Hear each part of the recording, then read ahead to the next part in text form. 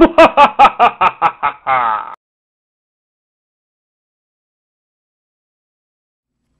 guys, it's the Evil Professor hanging out with you. Today we are going to do part 1 of, let's say 2, of Batman Mad Love, the collector set, which features 2 figures, Joker and Harley Quinn. Today we're going to look at the Joker first. We'll save Harley Quinn for another time. And maybe we'll look at the comic book that this dude comes with as well. Let's get rid of that. We'll look at this thing in a second. Let's look at the mold itself first and get rid of this stand too.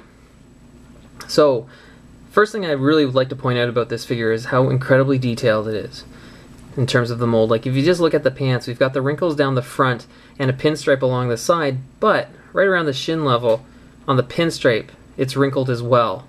It's incredibly, incredibly detailed. It's hard to see on camera, but the top of his shoe over here, you can see the shoelaces. They're actually in the mold. Now his coat is a soft plastic, which is nice, so we can move the tail, I guess, if we want to. If we raise his arms a little bit, we can actually lift the jacket a little bit. The coat's not going to come off. I'm certainly not going to try that hard anyway. But we can see that the whole thing is colored correctly. And again, more of the detail, the flower, you can again see more of the wrinkles there in his vest, and again in the arms of his jacket. If we look at the face, which to be honest with you, I'm not terribly fond of, but we can see how detailed it is. We can see the wrinkles on his forehead. You can see some of the spaces between his teeth. Same with his hair. Incredibly detailed. Very, very nice. Now, the one thing actually I should point this out is that he's got purple, almost like eyeliner around his eyes. I think maybe that's supposed to be the shadowed look for his eyes that he has sometimes, but quite frankly, I think it looks silly. Be that as it may. In terms of articulation, we're not going to get a whole lot, but if we start with his head, so I like to point out, it can go all the way around, which is nice. Goes up and down a little bit. Must be on a ball joint there, you can see it. The shoulders, he's got the full rotation this way, and the arms do go up a little bit and out. The elbows have a joint that we can bend there, and the hands can rotate and go up and down a little bit. They must be on a ball joint as well.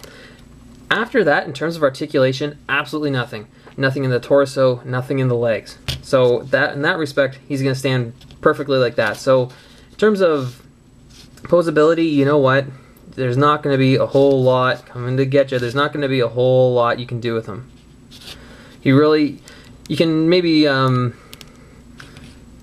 change the arms a little bit so he's just got one hand on his little walking stick and maybe doing something else. If I had a better imagination, I could probably come up with something better. It'd be nice if he had the middle finger and you could have him maybe doing that instead. But at any rate, so in terms of his accessories, we have a stand that says Mad Love. Did I mention that? Nah, whatever. Just in case we forget, if this ever gets separated from this, we'll know. This one's the one for Joker. It says Mad Love on it. And then he also has this walking stick. As you can see there, it's supposed to be his head on top of a stick. I'm sure Batman would love to do that to him, but he's got that whole morality thing and he wouldn't do it. Although it would solve a lot of his problems if he did. Altogether, not too bad. Now, one thing I find with this figure, even though if I try to demonstrate it, it probably won't work, is that he does tend to lean forward a little bit, and if you have him posed like he would be in the original packaging, his hands are in front here, I sometimes have difficulty standing him up.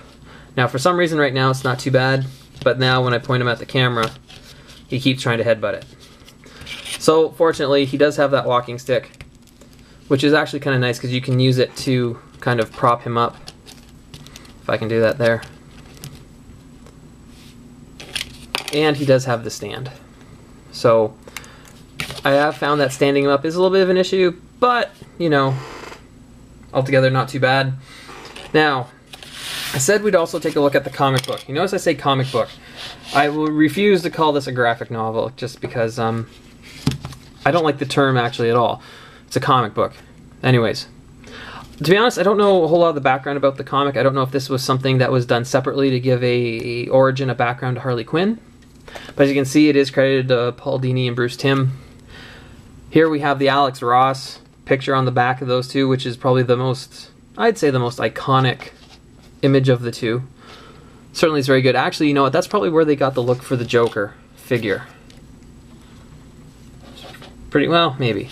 Anyways. So just to do a quick flip through of the book, I'm not going to read you the whole thing.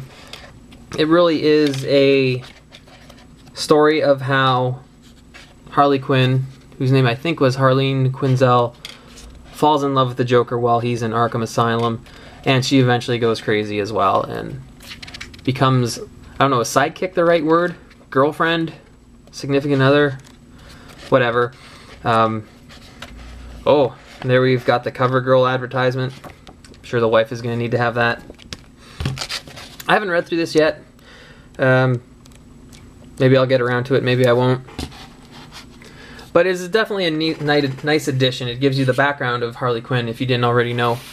And it is by Paul Dini and Bruce Timm, which is nice because, let's face it, they're the ones who got Harley started and are responsible for the character being as popular as she is today.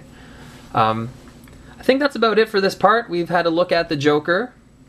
He's pretty cool. If I was going to give him a grade, this one... Oh...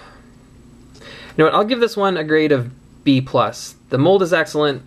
Not a lot of posability, but I am kind of expecting that. The reason I would not grade this one higher is the face. I don't know why. I can't get over it. It's just something not right to me. I don't know why. But you know what?